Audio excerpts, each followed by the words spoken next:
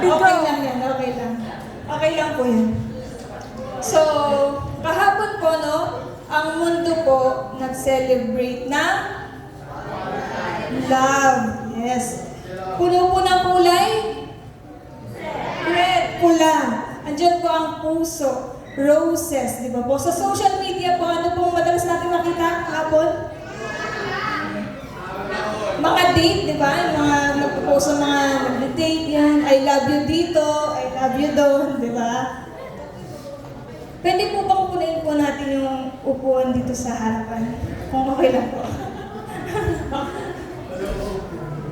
Forward po kayo dito.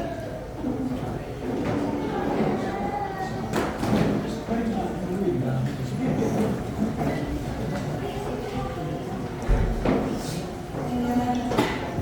Salamat po. Meron lang po akong tanong, no? Kapag tapos na po ba ang Valentine, tapos na rin po ba ang love? Kasi, real talk lang, no? Real talk. Dito po kasi sa mundo, ang love po ay seasonal. Amen? Seasonal. Kapag may regalo, masaya. Kapag wala, andyan yung tampo.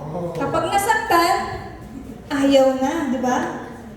Pero, ngayong araw po, gusto ko pong sabihin sa inyo na may pag-ibig po na hindi seasonal. May pag-ibig po na hindi po nakadepende kung may kadate ka o wala. May pag-ibig po na hindi po bulaklak, hindi po tsokolate, hindi po regalo ang sukatan. At ito po ang pag-ibig na nagmumula sa Diyos. Isang pag-ibig na hindi naghihintay ng perfect moment. Isang pag-ibig na hindi umaatras kahit tayo po ay nagkukulang. Isang pag-ibig po na hindi lang po sinabi, kundi isinakripisyo. Amen? Kaya ngayong araw po, mula po kahapon na Valentine, ilipat po natin ang ating atensyon sa mas totoo, sa mas malalim at mas panghabang buhay na pag-ibig. At, ready na po ba? Sabay-sabay nga po natin sabihin, true love. Pakilaksan po, true love. That comes from God. Ayan. So ngayon po, buksan po natin ang salita ng Diyos at alamin po natin kung ano po talaga yung tunay na pag-ibig at bakit ang tunay na pag-ibig ay nagmumula lamang po sa Diyos. Sabay-sabay po natin basahin mula ang ating main verse mula po sa unang Juan, Kabanata 4, talata 7 hanggang 8. Mga minamahal, mag-ibigan tayo sapagkat mula sa Diyos ang pag-ibig. Ang bawat umiibig ay anak ng Diyos at kumikilala sa Diyos. Ang hindi umiibig ay hindi kumikilala sa Diyos sapagkat ang Diyos ay pag-ibig. Tayo pong lahat ay manalangin. Ama, maraming salamat po sa iyong salita. Ama, hinihiling po namin ang iyong banal na presensya, Ama, na siyang manguna sa amin. Mabuksan niyo po ang aming puso, ang aming isipan, ang aming espiritu, Ama, upang tumimo ito sa aming mga puso at maisabuhay po namin ito. Ama, ito po ang aming samantalangin sa matamis na pangalan ni Jesus. Amen. Amen. Napakahalaga po na malinaw po sa atin kung saan po nagmumula ang tunay na pag-ibig. Marami pong tao ang naghahanap ng pag-ibig sa maling lugar. Saan po yun? Sa relasyon, sa tagumpay, sa material na bagay, o sa tao. Pero kahit makuha nila ang lahat ng yun, nananatili pa rin pong may kakulangan sa kanilang puso. Bakit po kaya? Dahil po ang puso po ng tao ay nilikhang uhaw sa pag-ibig na nagmumula lamang po sa Diyos. Ang sabi po sa Biblia, mula sa Diyos ang pag-ibig. Ibig sabihin po, hindi po natin kayang gawin ang pag-ibig sa sarili po nating lakas. Hindi po ito galing sa mundo. Ito po ay dumadaloy mula sa Diyos papunta sa atin. At mula sa atin, papunta sa ating kapwa. Kaya po kapag hiwalay po tayo sa Diyos, limitado po ang kakayahan nating magmahal. Maaari po tayong magmahal kung mabait ang tao sa atin. Pero kapag tayo ay nasasaktan, nawawala yung pagmamahal. Maaari tayong magmahal kung may kapalit. Pero kapag wala na tayong pakinabang, nawawala na rin yung love. Ito po yung pag-ibig na galing sa lahat. Amen? May hangganan at madaling maubos. Tingnan po natin itong illustration na ito.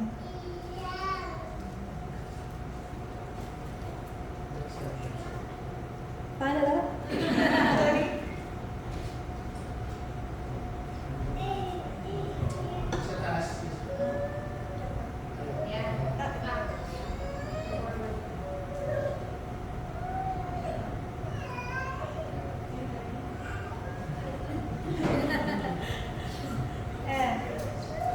Saan dito? I-mute natin yan.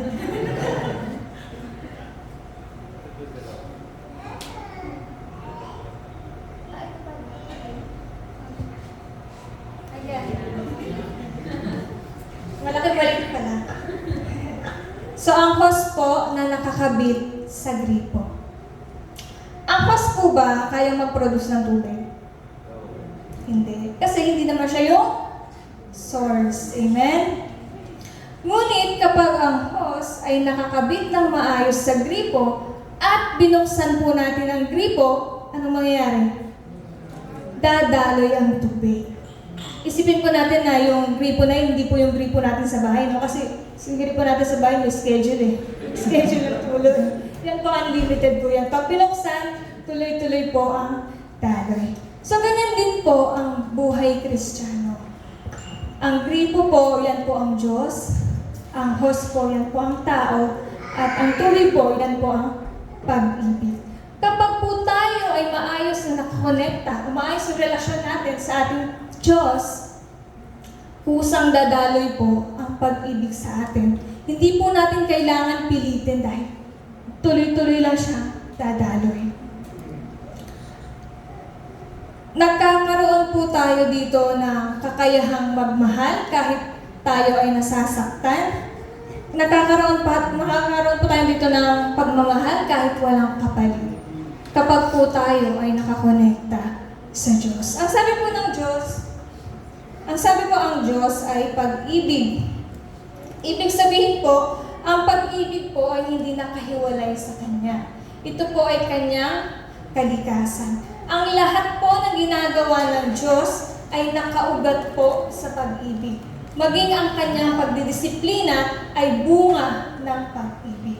Ang sabi po sa Hebreo 12 verse 6 to 10, sapagkat dinidisiplina ng Panginoon ang mga minamahal niya at pinapalo ang itinuturing niyang anak. Tiisin ninyo ang lahat ng hirap tulad ng pagtutuwid ng isang ama. Dahil dito'y nagpapakilalang kayo'y tinatanggap ng Diyos bilang tunay na mga anak. Sinong anak ang hindi dinidisiplina ng kanyang ama? Kung ang pagdidisiplina ay ginagawa sa lahat ng anak, ay hindi gagawin sa inyo, hindi kayo tunay na mga anak, kundi kayo'y mga anak sa labas. Hindi ba dinidisiplina tayo ng ating mga magulang? At dahil dyan ay ginagalang natin sila? Hindi ba't upang tayo'y mabuhay, mas nararapat na tayo'y pasakop sa Diyos, na ating Ama sa Espiritu, sa loob ng maikling panahon. Dinisiplina tayo ng ating mga magulang para sa ating ikabubuti. Gayun din naman, itinutuwid tayo ng Diyos sa ikabubuti natin upang tayo maging banal tulad niya. Ang pagdidisiplina po ng Diyos sa atin ay hindi po para tayo ay sirain, kundi po para tayo ay itama at ibalik sa tamang landas. Hindi po lahat ng sakit na nararamdaman natin ay parusa. Madalas po ito ay pag-ibig na nagtutuwid. Kapag po tayo ay hinahayaan lang na gawin ang mali, hindi po yun pag-ibig. Ang tawag po dun ay pagpapabaya. Pero kapag kinokorek po tayo, kapag po pinapadaan tayo sa proseso, kapag may pagsubok na humuhubog po sa atin, maaari pong iyon ay disiplina ng Diyos. Hindi para tayo ay saktan at iwanan, kundi para tayo ay ituwid at ihanda upang maging banal na katulad niya. Ang sabi po, balikan po natin yung ating main verse. Ayan. Ang sabi po, ang hindi umiibig ay hindi kumikilala sa Diyos. Napakabigat po ng pahayag na ito. No? Ang hindi umiibig ay hindi kumikilala sa Diyos. Hindi po sinabing ang hindi umiibig ay mahina ang pananampalataya sa Diyos, kundi hindi kumikilala sa Diyos. Ibig sabihin po, ang kakulangan po sa pag-ibig ay hindi po problema ng ugali. Ito po ay problema sa relasyon natin sa Diyos. Ang pag-ibig po kasi ang ebidensya ng tunay na relasyon sa Diyos. Kapag tunay po natin nakikilala ang Diyos, natural po na dadaloy ang pag-ibig. Kinakailangan Ngunit kung kulang po tayo sa pag-ibig, malinaw na may kakulangan sa lalim po ng relasyon natin sa Diyos. Balikan po natin yung hose at gripo. Ang sabi po kanina, kapag po maayos na nakakonekta ang hose sa gripo, dire-diretso po ang daloy ng tubig. Ganun din po sa buhay natin, kapag maayos o nakakonekta tayo sa Diyos, dire-diretso ang daloy ng pag-ibig sa atin. Pero paano kapag ganito? Paano kapag ganyan? Yung hose may bara, yung isa naman, hindi nakakonekta. Dadaloy po bang tubig? Hindi. Sa pangalawang larawan, malinaw naman na hindi dadaloy tubig dyan, hindi naman nakakonekta eh. Dito sa may unang larawan, may bara kaya hindi dumadaloy ang tubig. Sa buhay natin, ano po kaya yung mga bara na yan? Kung bakit hindi dumadaloy yung pag-ibig sa ating buhay? Ito po yung sama ng loob, kakulangan sa pagpapatawad, galit. Yan po yan, kaya hindi po dumadaloy ang pag-ibig sa ating buhay. Hindi po kasi natin pwedeng sabihin na mahal natin ang Diyos o kilala natin ang Diyos, pero walang pag-ibig sa kapwa. Ang hindi umibig, di ba? Ang hindi umibig ay hindi kumikilala sa Diyos. Ang hindi umibig sa kapwa ay hindi kumikilala sa Diyos. So, hindi natin pwedeng sabihin na kilala natin ang Diyos, pero hindi naman tayo umiibig sa ating kapwa. Tinawag po tayo, hindi po para tumanggap lang ng pag-ibig. Tinawag po tayo para maging daluyan ng pag-ibig para sa iba. Ang sabi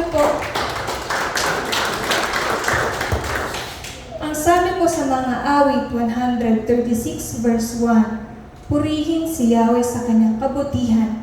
Pag-ibig niya'y tunay, laging tapat kailanman. Amen. Ang pag-ibig po ng Diyos ay laging tapat kailanman. Hindi po nagbabago, hindi po napapagod, hindi po yan nauubos. Kaya po kung sa Diyos tayo kumukuha ng pag-ibig, meron po tayong laging maibibigay. Amen? Ngayon, kung ang pag-ibig ay nagmumula sa Diyos, ang tanong, paano niya ito ipinakita sa atin? Kailangan po natin makita kung paano po ito ipinakita. Sapagkat ang tunay na pag-ibig po ay hindi lang nananatili sa salita. Ang tunay na pag-ibig po ay may patunay, may sakripisyo, at may malinaw na pagpapakita. Ang sabi po sa Roma 5 verse 8,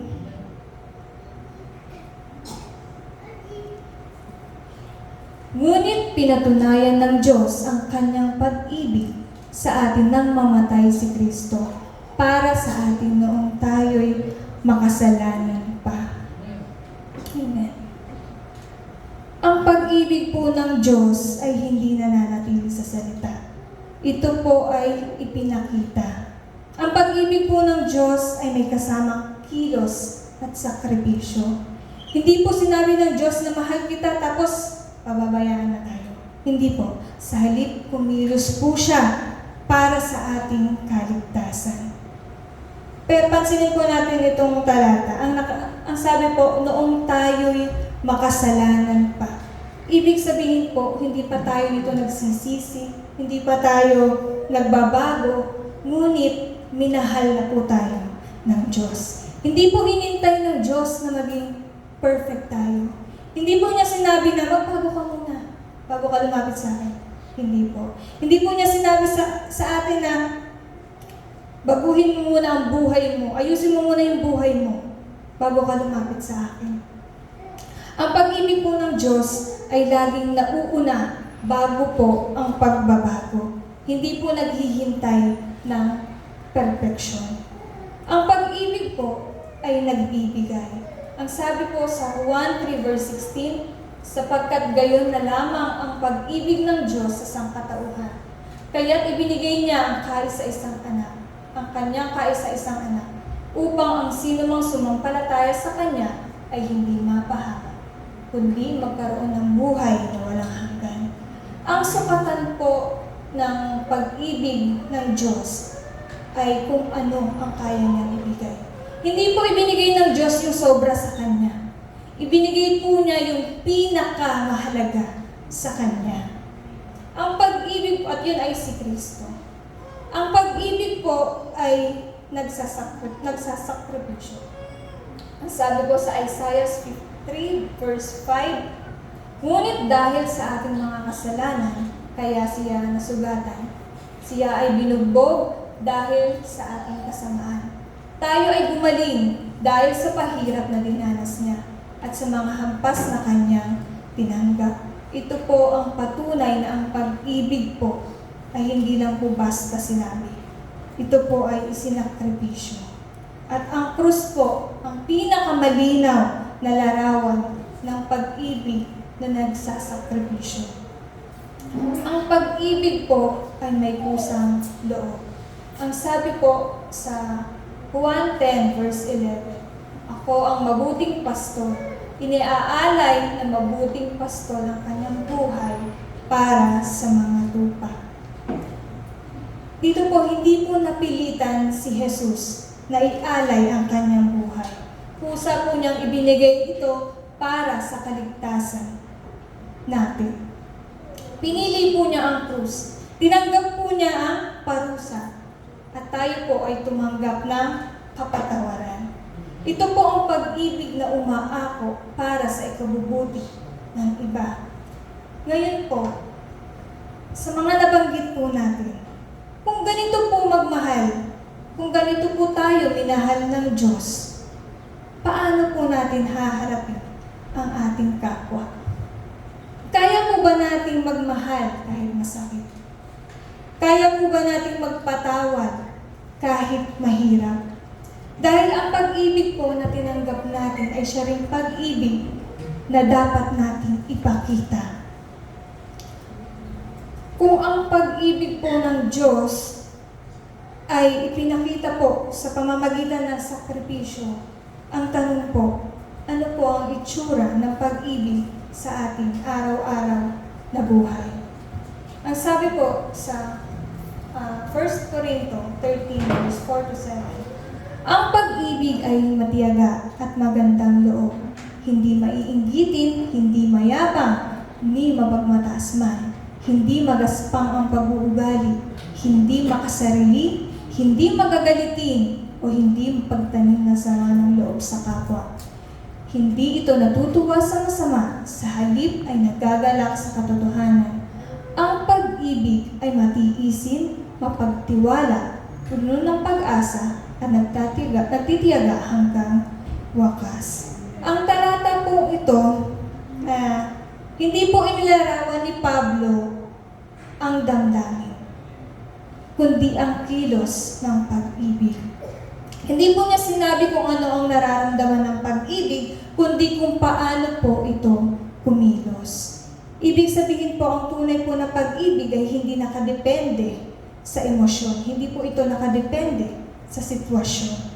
Kundi nakikita po sa araw-araw na desisyon. Desisyon na magmahal kahit hindi madali. So isa-isahin po natin. Ang pag-ibig ay matiyaga. Ito po ang pag-ibig na marunong pong maghintay at umunawa. Sa mundo po kasi natin, no? Ang uso po is iwan kapag masakit na. Amen? Iwan kapag mahirap na. Amen? Pero sa pag-ibig po ng Diyos, may pananatili po kahit masakit. Ang sabi po, ang pag-ibig ay magandang loob o mabait. Ang kabaitan po ay hindi lang pagiging magalang. Ito po ay pagpili na gumawa ng tama kahit walang kapalit. Ang kabaitan po ay patunay na ang Diyos ang kumikilos sa ating buhay. Ang sabi po, ang pag-ibig ay hindi maiinggitin. Ito po yung pag-ibig na kayang o marunong mag-celebrate ng success ng iba. Ang pag-ibig ay hindi mayabang. Parang tinamaan na po ba? Hindi, joke lang. Ang pag-ibig ay hindi mayabang, mapagmataas man. Ito po yung pag-ibig na marunong magpakumbaba. Ang pag-ibig ay hindi magaspang ang pag-uugali. Ito po yung pag-ibig na marunong rumispeto, hindi lang po sa salita, kundi sa gawain po. Ang pag-ibig po ay hindi makasarili. Ito po yung pag-ibig na handang magsakripisyo para po sa ikabubuti ng iba. Ang pag-ibig ay hindi magagalitin. Sino magagalitin dito? Ang pag-ibig po ay hindi magagalitin. May self-control. Ito po yung pag-ibig na marunong kumalma. Ang pag-ibig ay hindi mapagtanim ng sama ng loob sa kapwa. Ito po yung pag-ibig na marunong magpatawad. Ang pag-ibig po ay hindi natutuwa sa masama, sa halip ay nagagalak sa katotohanan. Hindi po nito kinukonsinti ang mga mali. Bagkus pinipili po nito ang katotohanan kahit po masakit. Ito po ang pag-ibig na may moral na paninindigan at integridad. At ang pag-ibig ay matiisin, magpagtiwala, puno ng pag-asa at nagtitiyaga hanggang wakas. Ito po ang pag-ibig na hindi umaalis kahit mahirap na. Ito po ang pag-ibig na nananatili, nagtitiwala, umaasa at nagpapatuloy po hanggang wakas. Ngayon po, tanungin po natin ang ating sarili. Mapagtiis po ba ako?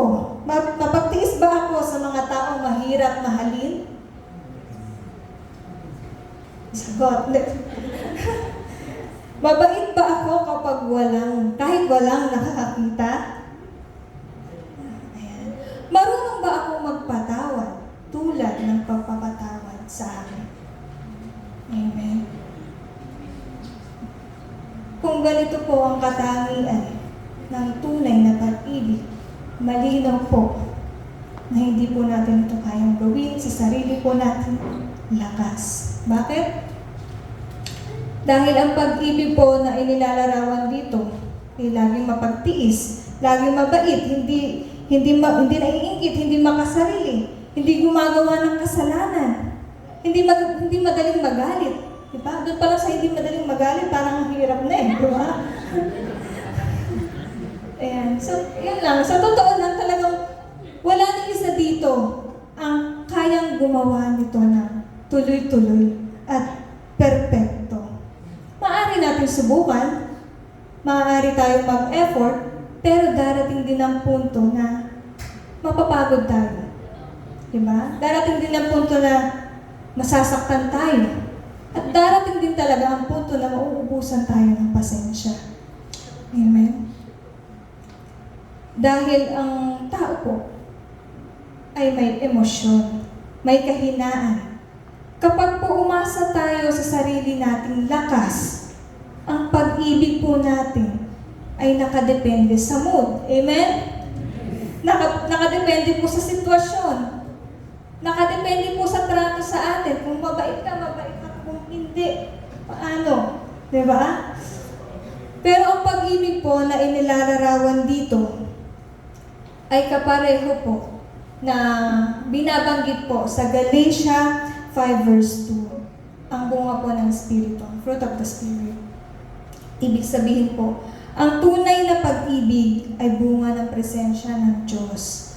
Kapag po tayo ay connected sa Diyos, lumalawak po ang pasensya natin. Lumalalim po ang pagpapatawad natin at lumalakas po ang kabaitan natin. Amen? Sino gusto nang nakakonect kay Lord? Hindi natin yung magagawa ng sarili nating lakas. Hindi po. Magagawa lang natin yun kapag tayo ay nakakonekta kay Lord. Hindi dahil tayo magaling, kundi dahil ang Diyos ang kumikilos sa ating buhay. Ang sabi po sa Mateo 22, susunod po natin titignan kung paano po ang pag-ibig ay nagbubunga ng pag-ibig sa kapwa. Ang sabi po sa Mateo 22 verse 37 to 39, sumagot si Jesus, ibigin mo ang Panginoon mong Diyos ng buong puso mo, buong kaluluwa mo, at buong pag-iisip mo. Ito ang pinakamahalagang utos. Ito naman ang pangalawa, ibigin mo ang iyong kapwa gaya ng pag-ibig mo sa iyong sarili. Amen. Ito po ang dakilang utos ng Panginoong Jesus. Malinaw po na sinabi ni Jesus na hindi po pwedeng paghiwalayin ang pag-ibig sa Diyos at ang pag-ibig sa kapwa. Hindi po niya inutos na piliin lang ang isa. Inutos po niya ang dalawa. Ang tunay po na pag-ibig ng Diyos ay nakikita sa pagtrato natin sa ating kapwa. Meron po tayong dalawang direksyon ng tunay na kapwa. Ang una po ay ang vertical. Vertical, pataas. Ibig sabihin po, ito ay relasyon natin sa Diyos. O at ang Diyos, pataas. Nakapaloob po dito ang pagsamba, ang pagsunod, at pagtitiwala ng buong puso, buong kaluluwa, at buong pag-iisip. Ito po ang pundasyon ng tunay na pag-ibig. Kung walang relasyon sa Diyos, wala pong pundasyon. Kapag naman po sinabing horizontal, ito naman po yung pag-ibig sa kapwa. Pag-ibig sa ako at ang kapwa. Pag-ibig sa kapwa. Love other. Ito naman po ang relasyon natin sa kapwa na may pagmamahal sa kapwa, pagpapatawad, pagpapakumbaba, pagmamalasakit. Pagpapakita ng pag-ibig sa gawa, hindi lang po sa salita. Kung ang vertical po ay pundasyon ng tunay na pag-ibig, ang horizontal naman po ay ang bunga ng tunay na pag-ibig sa Diyos. At kung tama po ang vertical at horizontal, dito po mabubuo ang krus. Ang krus po ay hindi lang po yan simbolo. Ito po ay balanse ng relasyon. Kung wala po ang isa, kung vertical lang, walang horizontal, hindi po mabubuo ang krus. Kung sira po ang isa, hindi po mabubuo ang pag-ibig. Ang pag-ibig po ng Diyos ay hindi lang sa salita. Ang sabi po sa 1:14, verse 15, kung iniibig niyo ako, tutuparin niyo ang aking mga utos. Marami pong nagsasabi na mahal po natin ang Diyos, mahal nila ang Diyos. Ngunit ang tanong, nasusunod ba ang kanyang mga utos na magmahal? Ang tunay na pag-ibig po sa Diyos ay nakikita sa pagsunod nahahayag po sa ugali at nasusukat po sa pakikitungo sa kapwa. Ang pag-ibig po sa kapwa ay patunay ng pag-ibig sa Diyos. Ang sabi po sa 1 Juan 4 verse 20 to 21, ang nagsasabing iniibig ko ang Diyos subalit napupuot naman sa kanyang kapatid ay sinungaling. Kung ang kapatid na kanyang nakikita ay hindi niya magawang ibigin, paano niya maiibig ang Diyos na hindi niya nakikita? Ito ang utos na ibinigay sa atin ni Kristo. Ang umibig sa Diyos ay dapat ding umibig sa kanyang mga kapatid. Amen. Matapang po ang pahayag ng Biblia dahil seryoso po ang Diyos sa pag-ibig. Hindi po pwedeng mahal natin ng Diyos pero may galit po, may inggit o pagmamataas sa ating kapwa. Ang tunay po na pagsubok ng pag-ibig sa Diyos ay ang relasyon po natin sa ating kapwa. Ang pag-ibig po sa kapwa ay praktikal at nakikita. Ang sabi po sa Santiago 2 verse 15 to 17, halimbawa, may isang kapatid na walang maisuot at walang makain. Kung sasabihin niyo sa kanya, patnubayan ka naman ng Diyos, magbihis ka't magpakabusog, ngunit hindi niyo naman siya binibigyan ng kanyang kailangan, ano ang silbi nun? Gayun din naman, patay ang pananampalatayang walang kalakip na gawa. Amen.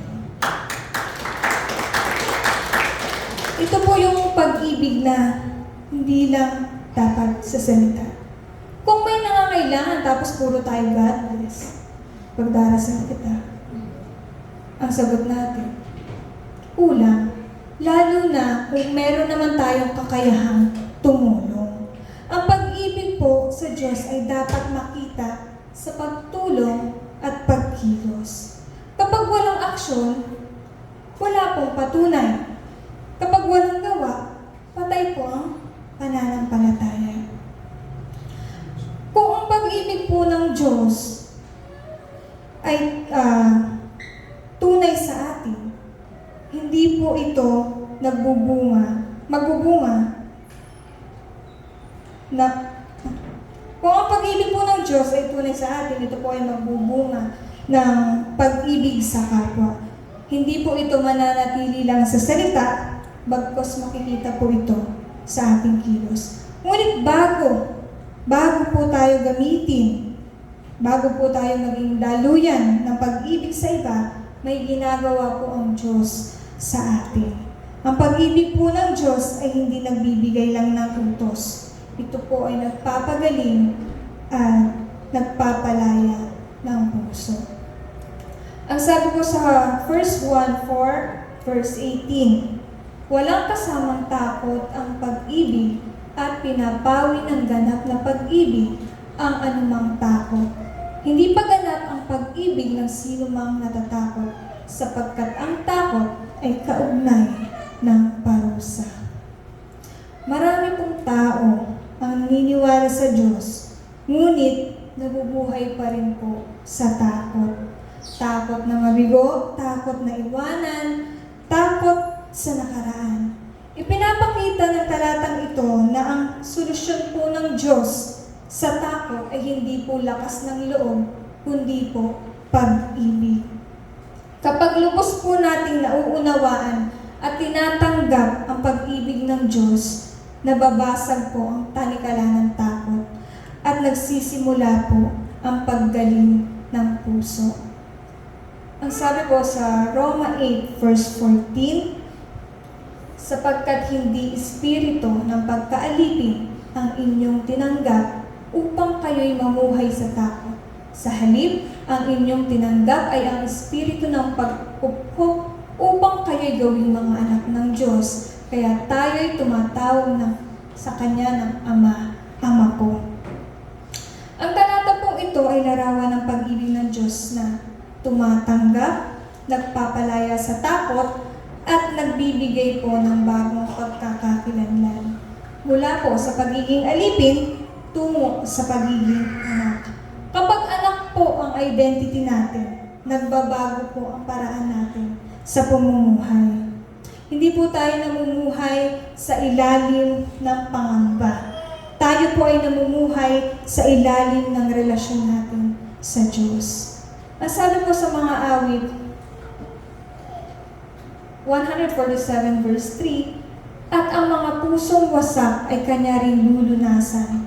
Ang natamo nilang sugat ay bibigyang kagalingan. Ito po ang patunay na ang pag-ibig ng Diyos ay hindi po malayo.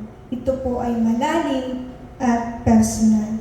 Ito po ang paalala na kapag tayo ay sugatan, hindi tayo nag-iisa. May Diyos na umiibig po sa atin, lumalapit at nagpapagaling. Ang sabi po sa Roma 8 verse 1, kaya nga, wala nang kahatulang parusa sa mga taong nakipag-isa na kay Kristo Jesus. Ito po ang malinaw na larawan ng pag-ibig ng Diyos na nagpapalaya. Hindi niya tayo hinatulan ayon sa ating pagkakamali, kundi pinili niya tayong iligtas at tanggapin. Ito po ang pag-ibig na hindi nanunumbat, hindi nananatili sa nakaraan, kundi nagbibigay po ng bagong simula at katiyakan ng kapatawaran. Kapag tinanggap po natin ang pag-ibig ng Diyos, hindi na po tayo nabubuhay sa ilalim ng parusang dala ng nakaraan. Ang krus po ang nagsasabing, pinatawad ka na. Ang muling pagkabuhay po ang nagsasabing, may bago kang simula. Ngayon lang po, mabilis lang, no? Bilang pagtatapos po. Sa buong mensahe pong ating napakinggan, malinaw po sa atin na ang salita po ng Diyos na ang pag-ibig ay hindi gawa po ng tao. Ito po ay nagmumula po sa Diyos. Hindi po natin kayang lumikha ng ganitong uri ng pag-ibig mula sa ating sariling lakas. Ang tunay po na pag-ibig ay bunga ng malalim na relasyon po sa Diyos. Nakita natin na ang pag-ibig po ay nagmumula sa Kanya po mismo. Ipinakita po sa pamamagitan ng krus ni Kristo, nahahayag sa kilos, hindi lamang sa salita. Nagbubunga ng pag-ibig sa kapwa at may kapangyarihang magpalaya at magpagaling. Ang tanong ay, hindi naintindihan ba natin ang pag-ibig ng Diyos? Kundi, tinatanggap ba natin at hinahayaan ba natin itong baguhin ang ating buhay? Marami pong tao ang alam na mahal sila ng Diyos sa isip, pero hindi pa po bumababa sa puso. Kaya patuloy pa rin po silang nabubuhay sa takot, sa galit, sa sugat, at pagkakasala. Ngunit ngayong araw po na ito, inaanyayahan po tayo ng Diyos na huwag lang malaman kung ano ang tunay na pag-ibig, kundi maranasan po ito. Sapagkat hindi po sapat na malaman lang natin na mahal tayo ng Diyos. Ang tunay na hamon ay kung tatanggapin ba natin ang pag-ibig na ito at hahayaan ba natin itong baguhin ang ating puso, ang ating pag-iisip at ating pamumuhay. Kung tatanggapin po natin ang Kanyang pag-ibig, makikita po ito sa ating desisyon, sa ating pakikitungo sa kapwa, at sa patuloy po natin pagsunod sa Kanya. Ang pag-ibig po ng Diyos ay hindi lamang para patawarin ang ating nakaraan. Ito po ay para baguhin ang ating kasalukuyan at hubugin ang ating hinaharap. Lumabas po tayo sa lugar na ito na hindi lamang narinig ang mensahe, kundi nagbago ang puso. Lumabas po tayo dito bilang mga anak na minamahal, pusong pinalaya, at mga buhay na patotoo ng pag-ibig ng Diyos. Ang Diyos ay pag-ibig. At kung ang Diyos ang nananahan sa atin, ang pag-ibig